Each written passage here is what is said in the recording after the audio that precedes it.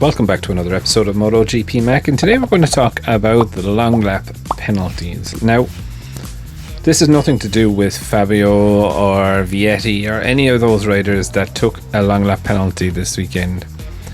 But when I was thinking of a long lap penalty was realistically brought in to deal with incidents that were within a specific race.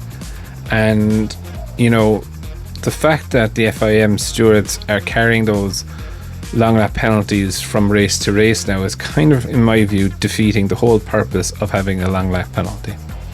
Now, we do know that the long lap penalty in Silverstone was quite short anyway.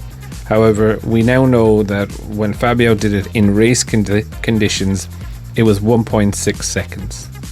Now, if he went into that long lap penalty for the first time during a race and didn't have any experience of it, I do believe it would have taken him longer to get around the long lap, even in Silverstone.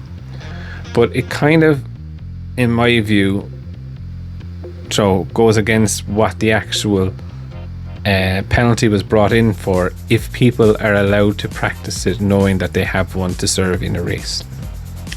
So I do understand, and I do believe the reason that the FIM stewards do assign the long lap penalty is because it is judged as a matter of fact and is not open to any protest or appeal from the teams. So therefore, there's nothing that the teams can do if they are handed a long lap penalty.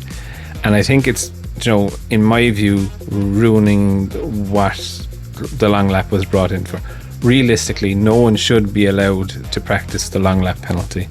It is there if you commit offence during your Grand Prix, then you're issued with a long lap. So for example, Marquez in Argentina at that time, where he blew up and started bashing everyone off the track. Perfect example of, rather than a ride-through penalty, the long lap. However, if it happens again or again, then you could escalate it to a ride-through or a disqualification. But, I just think that someone being able to practice their penalty, it's not really suffering from the penalty. 1.6 seconds it cost Maverick to go around it. Probably would have cost him 2.5 seconds had he not practiced it so much over the weekend. But it's not something that I blame the riders for. It's completely down to, again, the stewards of the meeting, when they're setting this out. Yes, they probably can legally do it, but I just think it's a bit rubbish in my view, Joe. If you're going to bring a penalty to the next Grand Prix, then it should either be a pit lane start or it should be a grid slot penalty for the race. Not doing a long lap during the race, do you know what I mean, because you were a bold boy in the previous race. It should be a proper penalty. However, I think what the stewards don't want is to be tied up in knots with appeal and process and etc.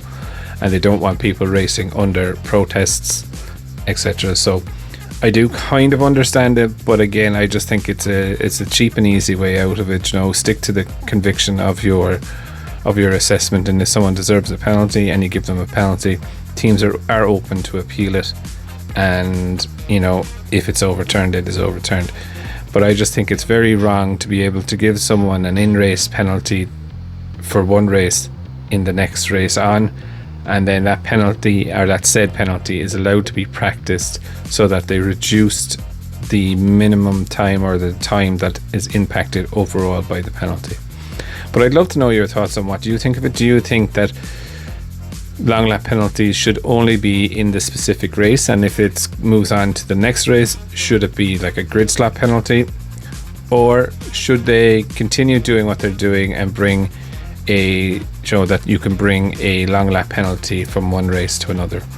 Definitely love if you leave your comments below, and I'll be back again tomorrow with another video. I just want to take a minute to also thank you for watching my videos and the support that you've shown so far. If you haven't subscribed already and you would like to subscribe, it would mean an awful lot to me if you did. I'm starting this channel realistically so that we can all enjoy MotoGP together, with the aim of streaming a live video when the GP races are on.